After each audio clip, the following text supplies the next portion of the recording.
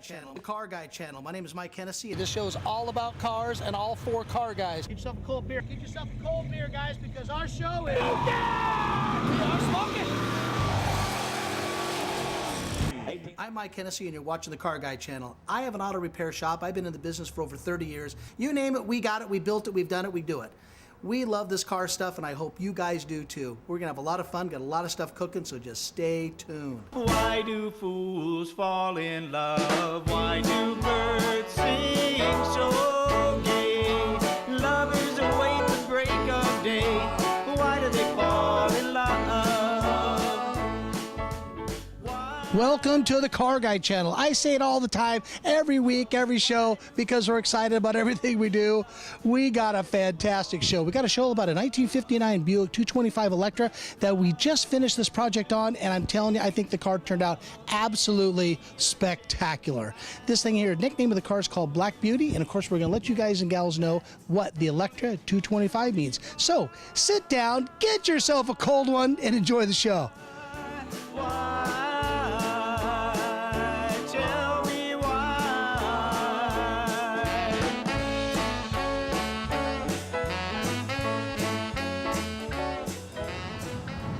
1959 Buick Electra 225. I'm telling you, this has been a long-term project and a restoration project. Not every single restoration goes the same.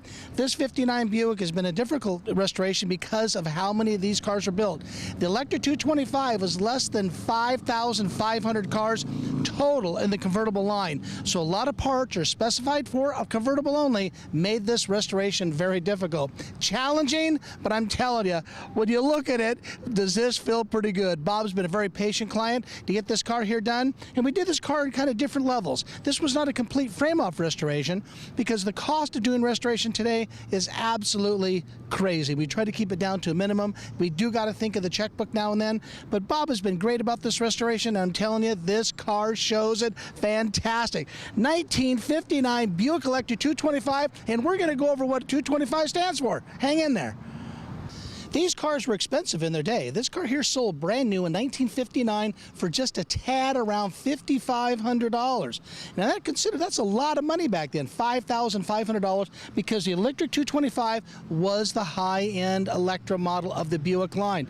Now the Electra 225 means 225 inches. Just to give you guys an idea, and gals, about your garage space, that's 18.5 feet. That's how long this car is. But that's the way they built them in 1959, with fins and headlights, a big grille. This grille is synonymous. This is the first year of this particular body style. They only ran this for just a couple of years with this styling on what Buick did, and I'm telling you, it's iconic and it's definitely Americana. They wanted to give this car here a little bit of horsepower. This car here has over 400 cubic inch and it has 325 horsepower. It's a great runner with a 4-barrel carburetor, and these right here had a Dynaflow transmission, twin turbine, 3 turbine, and the automatics. They were just great to drive. Now when you start one up, we'll go through how that works. There is no key startup in this car. It's all done by the gas pedal. And some great ideas that they went ahead and had. The convertibles themselves only had the option really with leather seats. It was the only convertible option for Buick line to actually have leather seats in them. The options were pretty much all over the map. You got power seats, you got power windows, and this car happens to have power seats, power windows, power steering, power brakes. It pretty much has it all. This came from the factory with factory dual exhaust. The one thing it didn't have from the factory was these wire wheels, and these were optional really by the dealers. So we're going to go over these right here. These are a Kelsey Hayes reproduction that we went ahead and got out of Coker, and if they just make this car here work just beautifully. But hey, let's take a look under the hood. Let's start with the horsepower. To kind of take you from the beginning of this project here, when we originally got it in, this car here was apart. A lot of parts were off it. It did roll. That's about the best thing I can say. The motor work, some motor work apparently was done by somebody. We're really not sure about it, but we had to start with the engine. You're going to see a couple pictures Estelle's going to put up of the pistons. Pistons were scored. You can tell they were new, but it was a mess. The motor had to come back out of the car, and we had to start back from scratch on the mechanicals. Mechanicals are very important. When you see the engine compartment inside the car, I mean, mean, this thing here has power steering. It still run a generator in that year. Last year generators are probably 1963, I want to say. I know I'll get cards and letters on that one, pretty close. But this rear has a generator. You got power steering. And the power brakes, that's a Lockheed system, and they're actually built on the bottom of the pedal along the side of the frame. So that's really how the power brakes work. But mostly the motor is simplified. But built in a 421 engine, you have to kind of keep in mind that these parts are not available. And some of the pistons had to be custom ordered, custom made by the factory. They don't keep them in stock. Not too many people really are rebuilding them. And you just don't call and pick up the phone and order like you would a Chevy 350 or anything else that's kind of more generic and goes in anything. These motors here were rare, and only the Electra model cars had the bigger motors. And of course, with this type of transmission, they're a very, very performance car, and they drove great. Now, underneath the hood of the car is this insulation that we had to custom order. And it was pretty fantastic to go ahead and get all these rods and bars. Some of these parts we had to make. A lot of them are not available. Bob was pretty understanding about that, knowing that some of my challenges really were finding parts. And to make this car here look complete when we did not get a complete car, there was a lot of little tiny parts that were no good, a lot of parts that were just missing. So the parts that were no good were really kind of a problem for us because finding them, and we went to Turner's Auto Records all over in Fresno. We went all over the country to get a lot of type of parts, and we were having the chroming work. But we'll go with the chroming in a minute. I just get so excited, I jump all over this car. But this thing's a pretty neat piece, and I'm telling you, under the hood just came out just great. Love the liner underneath there. It's all painted black. Let's talk about the chrome. Let's check it out. Let's talk and mention a little bit about the chrome, one of the highest cost of the vehicle besides the paint and rust work. But this car here has a lot of chrome. Let's face it, the Buick cars had the chrome. The grills are absolutely famous and synonymous for all the diamond squares that are all in the grill. 58 had them on the early grills, 59 of course did, and this right here is synonymous with Buick. But the chrome bumper is done in pieces. You got a piece there, you got a piece there, and then the stainless, we'll go over that in a minute, but around the headlights. Now, again, we're talking about rechroming. Now, rechroming pieces such as pieces like this here, or the Buick emblem script that's going to be up here with the gold in the inside. Now, here's what I want to keep in mind, and it sounds nice, send it to the chromer. A lot of parts don't accept chrome. A lot of parts are too far gone, or they've rusted from the inside, especially on pot metal type items, like the headlights were one of our challenges. We had to find 2 new headlight rings. We shouldn't say new, that's a crazy word. Not NOS means new old stock, but we had to get replacement ones that were chromable, let alone the chroming people going ahead and try to polish it, clean it, and say it doesn't accept chrome. And again, there's some time and labor in this. You know, the automotive repair world, restoration, there's a cost to all the hours and minutes spent on a car. So I get a little frustrated with the chromer, said, give me the list what we need. So we had to clean all the parts first, then find out what we can re-chrome and then what we needed to find. So we replaced a couple of the headlight rings, replaced some pieces inside here. We did some repairs on the grill itself. You would never know it. I think we did a good job there. And of course, this item here, to keep this original looking and polished, we took it all apart, polished all the plastics inside it. There's a lot of work and a lot of hours put into it. The same with this right here to keep the gold of the Buick. We're proud of that. We took hours to go ahead and make this piece here work. This right here on this car here had to be replaced because of rust. The car did have rust. The car has no rust anymore, of course. We went ahead and you'll see some of the photos Estelle's going to put up of a lot of the rust repairs, the floorboards, back quarter panels on the doors. Fenders were off this car. There was a lot of work to be done on it. And this is what really made this car phenomenal, I think, and makes it really nice. And it makes it a really good car. This car here is brought back to the best I feel this car can be done. And I'm telling you, all the rust was cured. All the rust is taken care of. But we went a couple steps when we got the correct nuts and bolts and all these type of pieces to put it all together. And I'm telling you, when you look at the front end of the car, it's beautiful. And with the lights on it, this is what they've used for cartoons for years, you know, of a type of car in the front end. And when you look at the front end of the car, they left off a hood ornament would be on the top, would be normally done in the 50s and coming into the 60s. But the years, the 40s and the 50s were the years of chrome. And Buick, Pontiac, Cadillac, Ford, they all took a big hit when they went ahead and used a lot of chrome, and that was one of their sale points. But check out that front grille. It's absolutely spectacular. In the chroming process, there's a lot of process to doing it. Stripping the chrome off, finding out if it's any good, taking out the pits that's in the pot metal. Now keep in mind these emblems right here, and I do know that they look gorgeous, and you can see it on the tape that they look great. The emblems on here for the Electra 225. These emblems are extremely rare and extremely hard to come by, and we only had one that was usable.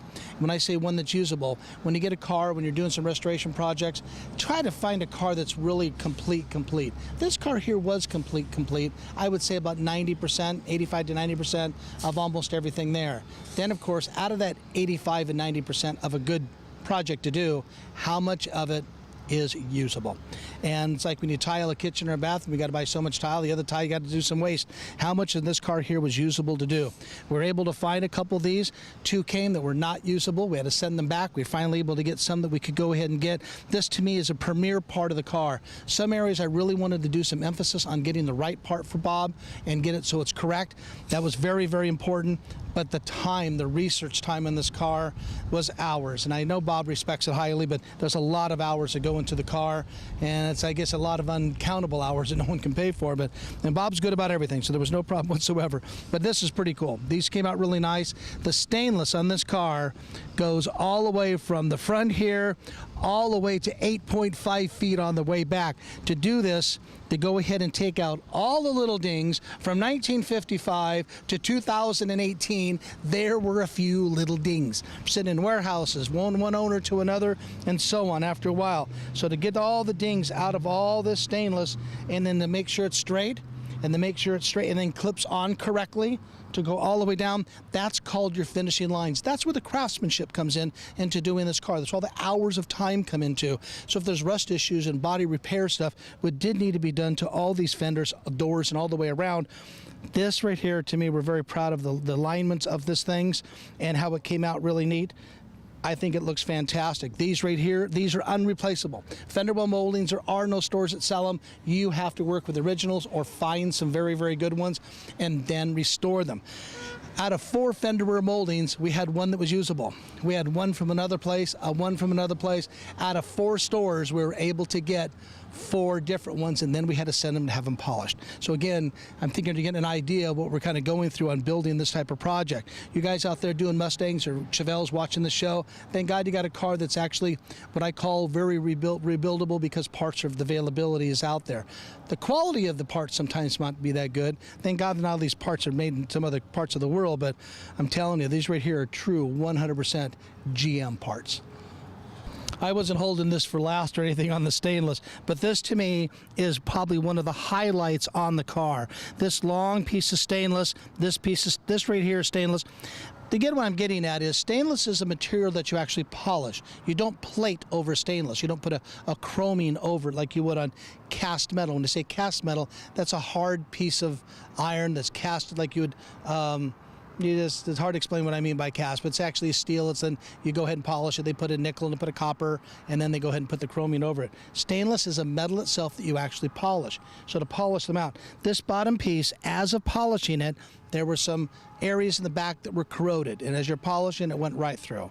Finding these pieces were my hardest pieces to do. I actually had to drive to Fresno, California to find a wrecked car, to get it off and modify it to fit in this car. It turned out fantastic. It came out really pretty good. These are very, very important pieces to have on this model of car. Figure again, like I told you earlier, there's 5,352 Buick 225 Electras made in the world. So believe it or not, parts availability is going to be pretty tough.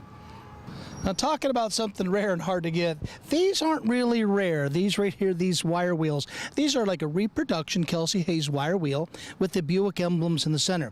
We ordered them from a company called Coker. We ordered them with the white walls and the wire wheels. The discussion to see if Bob wanted to go these versus the original hubcaps took less than 30 seconds. His brother Ray chimed in and said, you got to have wire wheels on this car, and I agreed with everybody 100%. But this crazy world of restoration and our economy, business seems to be booming over at Coker Tire and Wheel. It took us the longest time to get them. It was kind of frustrating to me because it wasn't the rare parts. Like the moldings, the emblems and whatnot, it took a long time and a lot of phone calls. But at the end of the day, we finally got them on the car. So I don't want to harp on that or make a big deal about it, but when you're ordering parts, you're trying to get things rolling and you get the steamroller going, you want to get them. But after they're on the car and you bolt them on, you kind of forget about all the problems with it because they're absolutely just stunningly gorgeous. They make the car, the chrome wire wheels, and it drives absolutely beautiful. You need to check those out because they look fantastic.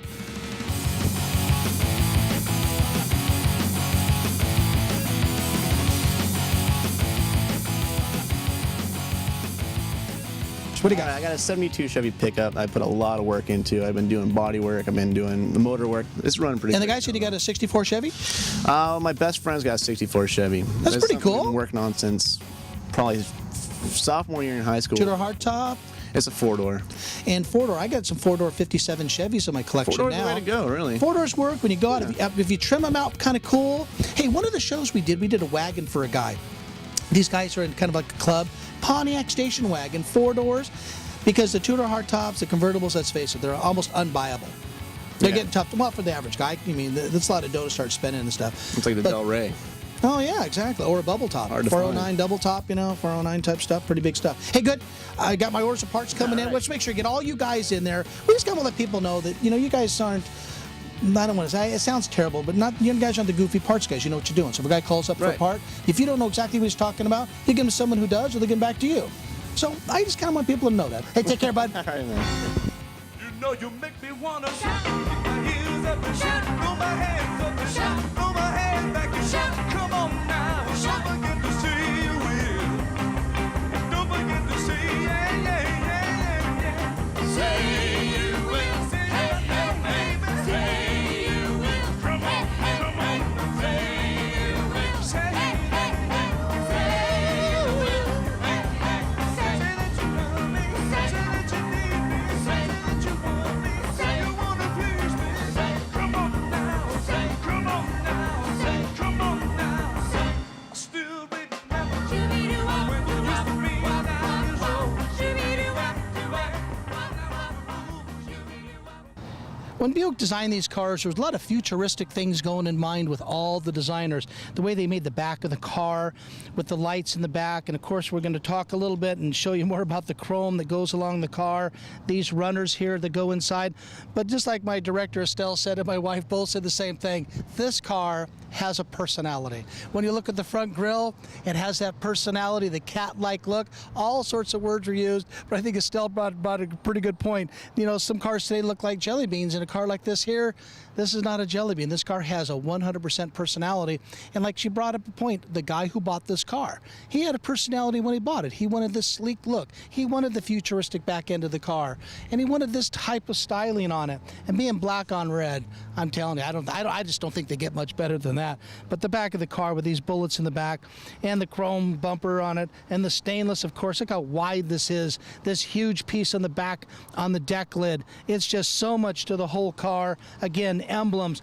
Getting these emblems, I'm not going to go any more into it. You probably understood that was a very challenging deal to get on there. Got the emblems in there. The car looks absolutely beautiful. Estelle's going to get a shot of that, and I'm showing you the back end of the car has just as much personality as the front. In the 50s, coming in the 60s, trunks were needed, and they weren't afraid to make a big trunk. And we talked about rust earlier about throughout the whole car, that we actually have months on just repairing panels and finding the panels and getting the certain sheet metal. We needed some parts actually be off a nice 59 Buick.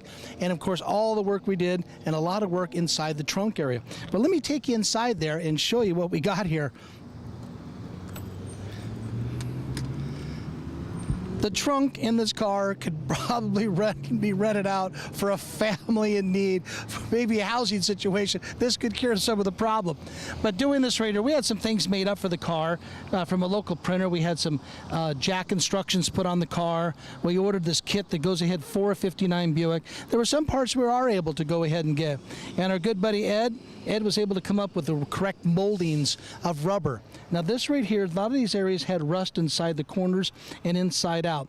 And not to emphasize a lot on the rust, that really was, I don't say the holdup on it, that's where a lot of the time was put in the car. So you can't put any paint, you can't put any primers, you can't put any putty on anything until the rust is taken care of and fixed and metalled and done, ground. Then you can fill and polish and do what you need to do. But these areas here were kind of a challenge, but we were able to get them. That's kind of why I'm pretty proud of this car. And again, it just turned out just spectacular with the nice rubber, the big trunk, the jack instructions, the spare tire, and the cardboard pieces that go in the back. Some of these things were able to be gotten, but again, they have to be custom ordered, and they're actually built to suit per car, and you wait months to get them. We were able to get it. Take a look inside that trunk. It's fantastic. I'm going to take you inside this car and show you where a lot of class and a lot of design came in. And again, some of the restoration tips, of course, make it a nice project. Of course, finding the rubber for this car, we're able to get it through a good buddy of mine named Ed, was able to get me all the rubber for the car. Again, it's all special, it's all custom order. To go ahead and get these little corner pieces to put into the package to make them so they don't, when the car kind of moves, they all move. The door kind of vibrates a little bit. We had to bead blast these pieces. Same with these type of special screws that hold parts of the inside of the windows up. And we talk about the windows in the car. We replaced quite a few of the glass, the roll-up glass in the car. These have power windows. Each motor, because it's sitting a long time with age and all the negatives about age and lot rot is another way of doing it, we had to go through all the individual power motors so these motors would roll up and down. A lot of work to making these things here work. There's a lot to it, and these windows here are just a lot of work to get them done, and they just look great with the car. It's a lot to them. And they look nice. Doing all the motors all over again was a pretty big deal for us. And of course, making the job nice. With the whiskers, which we call the wipers, which are all inside here, we had to find them and make them. A lot of things they don't have. We had to get some stuff and actually the raw materials and adhere it to the car because they don't sell it for a '59 Buick. And same with it goes in the back of these panels. Now there was no there's no interior kits. You don't buy an interior kit for a '59 Buick or a lot of cars of this breed. They have to be custom made. And we had two shops have some very big challenges on it. We finally had to move it to another upholstery man. He did a great job, took time. He's got the leathers to match because convertible, like I mentioned earlier, convertible was offered with leather interior. Not all cars had leather interior in the Buick line. The Electra 225 convertible did have leather interior. Take a look inside here. You got the power seats here. Showed you the power windows. These door panels were all custom made. Take a look at those. Check them out. You can see the futuristic design of the dash with the chrome, the stainless, and the way looks like the stars are in the middle where the gauges are for the gas gauge and all that stuff, and the speedometer. Very futuristic in its day to have this type. Now, Oldsmobile and Pontiac and, of course, Buick had a roller dash as far as the speedometer. They call it a roller wheel for the speedometer. You read from 0 to 120. This car would do 120 in its day. Now, the key ignition in this car, when you turn the key, this car does not start from the key.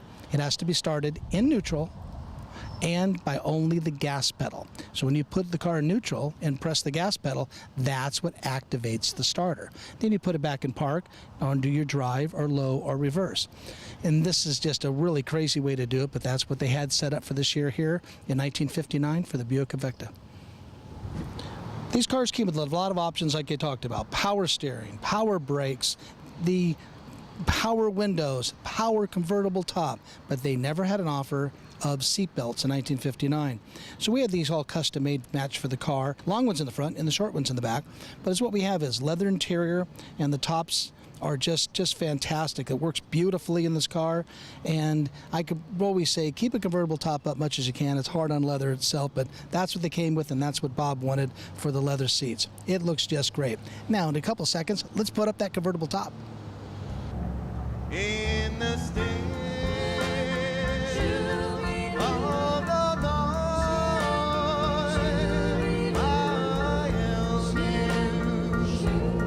I held you tight,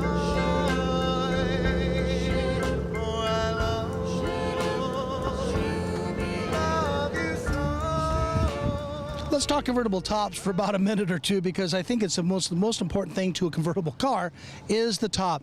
There's all sorts of ways you can go about it. There's really no rules. Rules always in my world is always safety, but when it comes to a convertible top, It wasn't a big discussion with Bob. It took like 2 seconds. I said, Bob, I really like a cloth top. Oh, no, that's what we got to have. And that's what we got. It was a custom order top from a company that built it for us.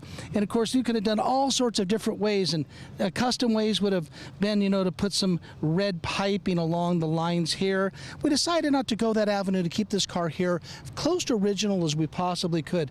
But there still will come up and she'll get a good shot of the type of material. This is actually material top you would see on some of the high-end cars, European cars. Today's you see them on the Porsches and the BMWs, and it kind of has a soft velour look to it, but it's actually a cloth material. And it looks just fantastic. And you'll see in some of the photos where we have all the new Rams. We had special power Rams made up at a place called Convertible Service Tops. They made all the hardware for us to go ahead and do it, and we were able to come up with the correct switch to operate the top. So it looks really nice. Those are all little details, makes this car here really what it is. And I know we all appreciate all the work that went into that. And it just really made it a nice car with a clear back window. They did not have a glass window option for this car, which I would have considered it highly, but there was no glass window option for this particular top. And it gives it kind of the gangster look with the top up on the car. And I didn't snap it down here, but it just looks just beautiful on it. But Estelle will get close and show you how that works, and all the new rubber that goes along the convertible top was all custom ordered again. This type of stuff is very difficult to come by, but we were able to get it all, and this is pretty close to what I call the finished product. The nickname of this car is Black Beauty that Bob went ahead and gave it. So now you can see the shine on this paint, and actually for once you get a chance to see what Estelle looks like.